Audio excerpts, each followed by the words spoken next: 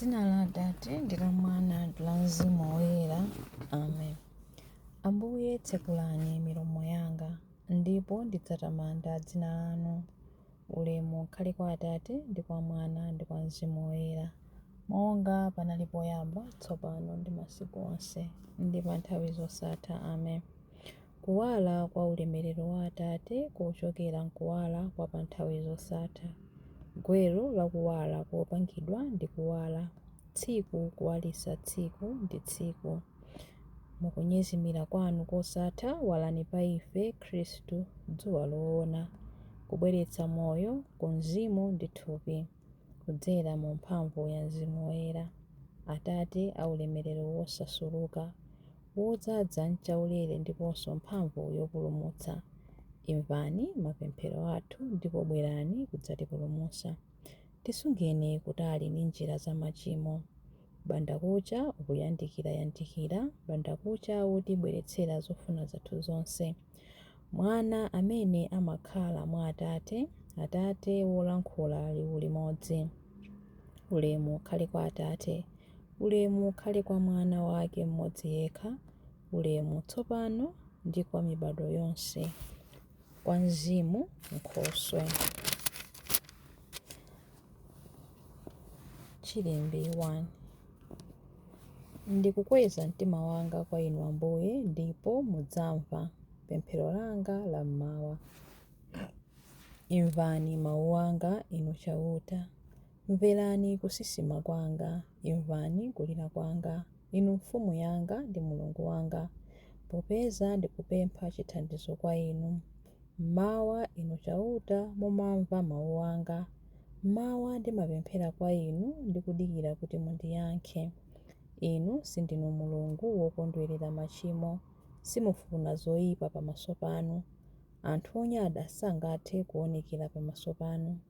Inu mumadana ndi anthu onse ochita zoyipa, inu mumawawononga anthu olankhula zonama. Inu chauta mumanyansidwa nawo anthu onyenga ndi opha anzawo. Koma ine ndidzatha kulowa m'nyumba mwanu chifukwa chakukula kwa chikondi chanu. Ndidzaweramitsa mutu pansi kupembedza inu m'nyumba yanu yoyera.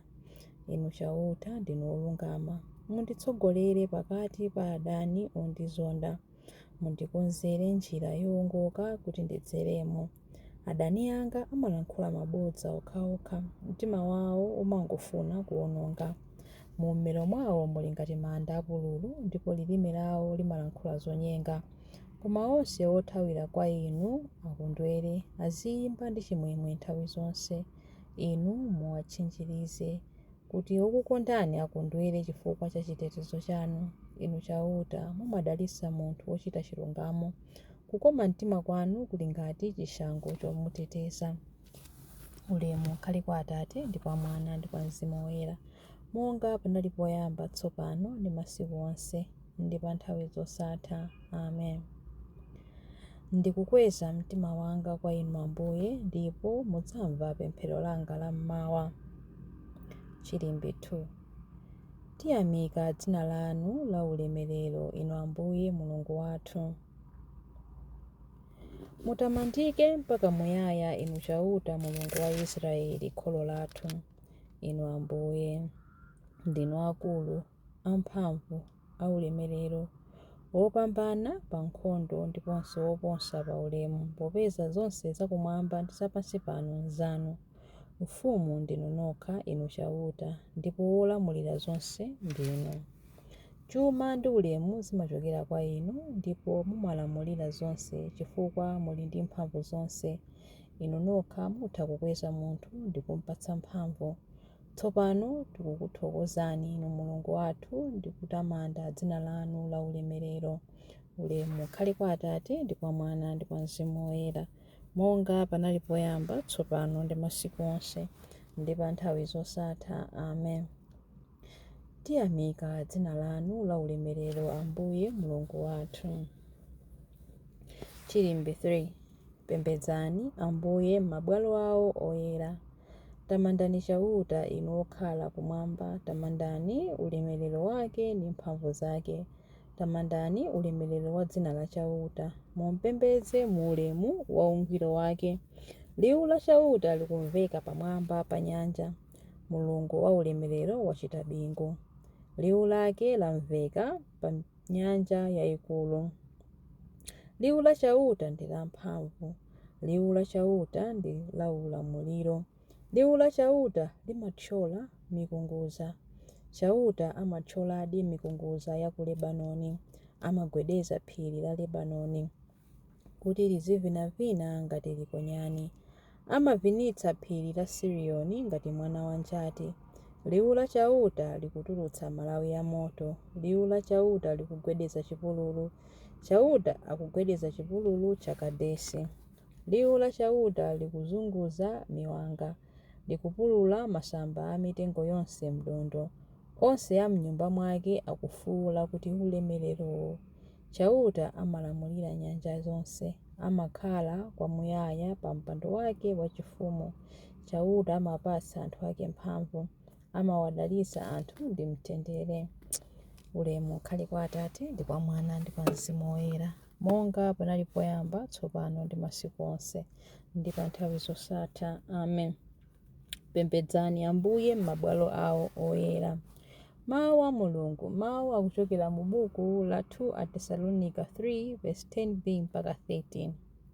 Paja nthawi imene tinali nanu pamodzi, tidawulamulani kuti munthu wosafuna kugwira ntchito kudyanso asadye. Tikunena zimenezi popeza kuti tikumva kuti pali ena pakati panu amene ali ndi khalidwe la ulesi. Anthu amenewa sagwira ntchito konse, koma amangolowerera pa za anzawo. M'dzina la Ambuye Yesu Khristu tikuwalamula ndi kuwachenjeza anthu otere kuti azigwira ntchito mwabata ndi kumadya chakudya chodzigwirira ntchito. Koma inu abale musatope kuchita zabwino. Mawu a Ambuye. Tithokoze Mulungu. Chiyankho: wodala akhale Ambuye Mulungu wathu, wodalitsika m'mibado yonse. Wodala akhale Ambuye Mulungu wathu, wodalitsika kuchokera m'mibado yonse. Ntchito zawo zodabwitsa ndi zosafaniziridwa konse ayi, wodalitsika m'mibado yonse. Ulemu ukhale kwa Atate ndi kwa Mwana ndi kwa Mzimu Woyera. Wodala akhale Ambuye Mulungu wathu, wodalitsika kuchokera m'mibado yonse. Chilimbi cha nyimbo ya Zakariya. Wodala akhale Ambuye Mulungu wathu. Adalitsike Ambuye Mulungu wa Israeli, wadzayendera anthu ake ndi kuwawombola. Watiukitsira ife mpulumutsi wamphamvu, nyumba ya Davide mtumiki wake, monga adalonjezera ndi milomo ya anthu oyera, iwo amene adali aneneri pa nthawi yakale. Mpulumutsi amene adzatimasula ife kwa adani athu, kumanja onse amene amadana nafe. Choncho chikondi chake pa makolo athu chakwaniritsidwa, ndiponso pangano chake choyera chakumbukiridwa. Adalumbira kwa Abrahamu atate athu kuti adzatilola ndi ufulu kumantha, ndi kupulumutsidwa m'manja mwa adani athu, kuti tithe kumutumikira Iye nkuyera ndi mwachilungamo masiku onse a moyo wathu pamaso pake. Kwa iwe mwana wang'ono udzayitanidwa mneneri wa Mulungu wamwambamwamba. Udzapita m'tsogolo mwa Ambuye kuti ukakonze njira zake Iye asanabwere, kuti akadziwitse anthu ake za chipulumutso chawo kudzera m'chikhululukiro cha machimo awo onse. Chikondi chokoma cha mtima wa Mulungu wathu, amene amatiyendera ngati m'bandakucha wakumwamba, adzapasa kuwala iwo amene ali mdima, iwo amene akukhala mu mthunzi wa imfa, ndi kutisogolera ife m'njira ya mtendere. Ulemu ukhale kwa Atate ndi kwa Mwana ndi kwa Mzimu Woyera, monga panali poyamba, tsopano ndi masiku onse, ndi pa nthawi zosatha. Amen. Wodala akhale Ambuye Mulungu wathu. Mapemphero. Tiyamikira Khristu koposa munthu aliyense chifukwa adali wozazidwa ndi chaulere ndi Mzimu Woyera. Mokhulupirira, tiyeni timupemphe kuti Ambuye mutipatse mzimu wanu. Tipatseni tsiku la mtendere. Nthawi ya madzulo ikafika tidzakutamandeni mwachimwemwe ndi mtima yoyera. Ambuye mutipatse mzimu wanu, lolani kuti ulemerero wanu ukhale pa ife lero, ndipo muwongolere ntchito za manja athu. Ambuye mutipatse mzimu wanu, nkhope yanu yoyera itiwalire ife ndi kutikhalitsa mu mtendere wanu, ndipo dzanja lanu lamphamvu lititeteze ife. Ambuye mutipatse mzimu wanu, yang'anirani ndi chifundo onse amene amayika chikhulupiriro chawo mu mapemphero athu.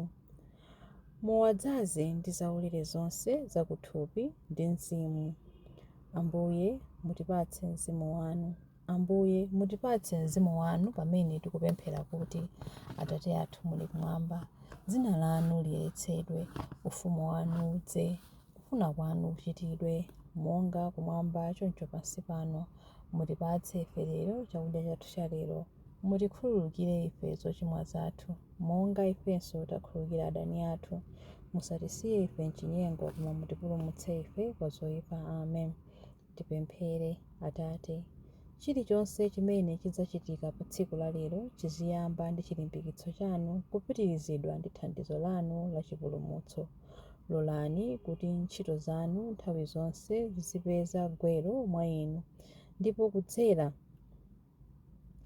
lolani kuti ntchito zathu nthawi zonse zizipeza gwero mwa inu, ndipo kudzera mwa inu zifike pa chimaliziro. Tikupempha izi kudzera mwa Yesu Khristu Ambuye athu, mwana wanu, amene ali ndi moyo ndi ufumu limodzi nanu ndi Mzimu Woyera, Mulungu tsopano ndi pa nthawi zosatha. Amen. Ambuye atidalitse, atiteteze ife ku zoyipa zonse ndi kutifikitsa ku moyo wosatha. Amen. Dzina la Atate ndi la Mwana ndi la Mzimu Woyera. Amen.